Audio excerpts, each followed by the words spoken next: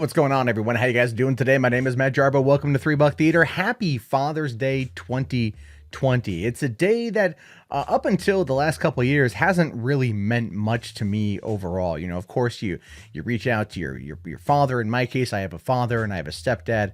You say Happy Father's Day to your friends. It feels almost just kind of like another holiday. Like, oh, Happy Arbor Day. You say it because you feel you have to, but you don't necessarily feel a lot of the connection because most holidays, to me personally, feel like they're just Hallmark. But today, for example, I got to go to my dad's house. We did a family thing, and I spent the afternoon chilling with not only my two daughters, who I love completely, but my two nephews, who I don't get to spend that much time with. And they're roughly the same age as my eldest daughter and a little bit older, and we had a lot of fun. And it got me thinking about what it means to be a dad. And it got me thinking about what it means in storytelling to be a dad and why fatherhood and storytelling is such an interesting thing, because in our society, fathers kind of tend to get the back seat. And I think that's a fair assessment to make. If you look at a lot of comedies, like Roseanne, for example, Roseanne was the matriarch of the family. Dan was kind of, he was there and he's a great dad. He's a good dad character. But ultimately, Dan was not the one in control. And if you look at a lot of modern households, it is kind of similar to that. The husband and the wife, one person takes the lead. And we do know a lot of people that are like that. I guarantee you know a lot of people that are like that. And so when I think about movies that do a lot to talk about fatherhood, especially on today, one of the ones that really stuck out to me was, of course, 2013's Man of Steel, which just hit its 7th anniversary. And I got to thinking about it from the perspective of the father figures that Clark encountered during the film, and how he wanted to have a relationship with both, and how both were different to his needs at the time. And I say that because not only were there great performances by not only Russell Crowe, but Kevin Costner, both of his dads were Robin Hood. That's pretty cool, actually. I really want to ask Zack Snyder about that one day. Like, was this something that was ever discussed, whether it was just kind of off topic as the production was happening? Because I always thought that was kind of cool that both of his dads were Robin Hood. But in the case of Jor-El wanted Clark to be the symbol of hope.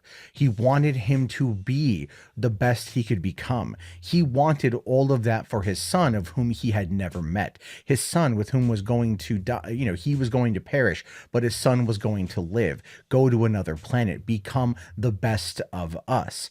And he was wanting that for his son, and being very compelling in how he approached that. And I felt that that was a great way of a father looking at a son and saying, I want only the best for you, and I want you to reach your true and maximum potential, and you can change the world.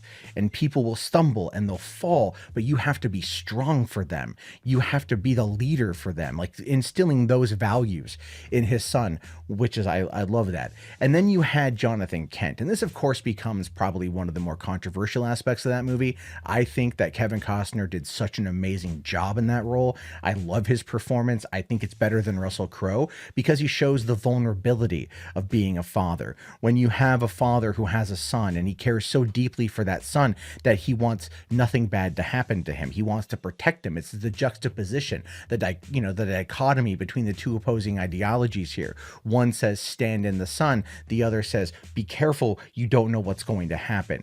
And again, it's Clark kind of having to find his own way and listen to both of his fathers and both of their advices to find the right middle ground that works well for him, because they both ultimately have his best intentions at heart. Like the scene, because if you think about it for a second, like if Clark was in a situation with Jor-El and the school bus accident happened, Jor-El would tell him, go save them. It's your duty to save them. Be the leader, be the hero. And that's your destiny. Jonathan, on the other hand, was like, maybe you shouldn't have done that. Like, should I let them drown? Maybe. And it's not about he thinks that his son should have let them drown. What he was saying was that it's like you have to make that choice, but with that choice comes consequences. You can expose yourself to the world when you're not ready, or we don't think you're ready, and what their response is going to be, we don't know. We absolutely don't know. And he was so fearful of what they would do that he wanted Clark to just be a boy, to just be normal, knowing that Clark isn't, knowing that deep down Clark would never truly be. But I think what he was trying to instill in Clark, knowing that his son is a literal god, is that you can be human and that you have to understand the fragility and vulnerability of humanity. And he didn't treat him any differently. He didn't. I love that bit when, he's just like, when he goes like, but you are my son, and he gives him a hug.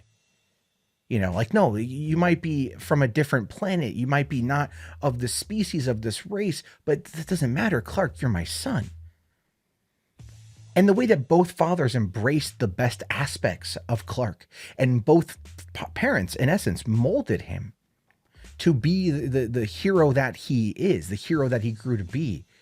It goes to show you a lot there that goes into these characters, and the way that Zack Snyder crafted them on screen, not only the awesome performances by Russell Crowe and Kevin Costner, but there really is a lot there when talking about the juxtaposition between those two characters and how they approach things, and ultimately the sacrifices both fathers make for their son, because both gave their lives for their son. Jor-El did it in order to save Krypton's future, by allowing him to survive. Jonathan Kent did it to protect his son's identity, to allow him to have a normal life, because Clark could have saved him. We all know that. But when Jonathan looked back and he just put out his hand and was like, just no, you knew it. He did it to protect his son, to protect his boy. And Clark's response was such a human emotion. And it's one of the reasons why when I think about Man of Steel and I call it the best Father's Day movies, because it really does show us both sides of being a parent, both sides of being a father, not only wanting to be protective, but proactive, wanting to look at your children and give them the absolute best, but also do everything you can to protect them from harm. There is so much. The more I talk about Man of Steel, the more I talk about BVS, the more you start to kind of unravel the onion, right? The layers, to find the heart at the center, and the heart that Snyder created, and the heart that was put in to these movies. And I'll tell you this, my favorite part of Batman v Superman was actually in the extended cut, when Clark, who is just kind of down in the dumps, he just doesn't know what to do. The world is against him. He doesn't know how to respond. He's confused. And you know what he does? He calls his mother. And I love that, which is why Batman v Superman is the best Mother's Day movie. It really is, in my opinion, because I love Diane, I can't believe her name, whatever, Diane Lane as Martha Kent. And just that you don't owe them anything. The hell with them. That mindset of, look, you don't owe them, but you're doing this because you care. These are the values your father instilled in you. But to understand that this is the world we find ourselves in, and she gives him that pep talk, and I love it. And I love the talks that Jonathan Kent had with his son, because I imagine myself having those with my daughter, about the consequences of your actions and how things play out, but to protect yourself, but always look out for other people, to do what you can, the best that you can, while also wanting them to be the best version of themselves. And what I love also about Man of Steel is, again, when it talks about Clark having to learn the fragility of humanity in order to fully embrace what it means to be human. Because never forget that Clark's journey to be human is an ever evolving one. He could destroy any one of us at a blink of an eye, period. But he has to grow to love humanity, and he does. And through his act of having to kill Zod at the end of the movie, very much showcases why that's a thing, very much showcases what he's had to learn. That was a sacrifice that he made. Go back to the line with Jonathan Kent. Should I have let those people die? I don't know, maybe. And in that moment, when Zod is getting ready to vaporize those people, he had that same choice. Do I let them die? And just like with the bus, the answer to that is no. And that is what Jonathan Kent would have wanted him to do ultimately. But Jonathan Kent wanted him to have the choice, wanted his son to have the choice. And that is why it's perfect. Those movies, I'm telling you, the more you watch them, the more you start to break it down, the philosophy, what goes into them. There's so many layers to these two films. It makes me just absolutely amazingly excited for Zack Snyder's Justice League. Like, I got goosebumps right now thinking about it. It's going to be so freaking good. But that being said, look, these are just my opinions.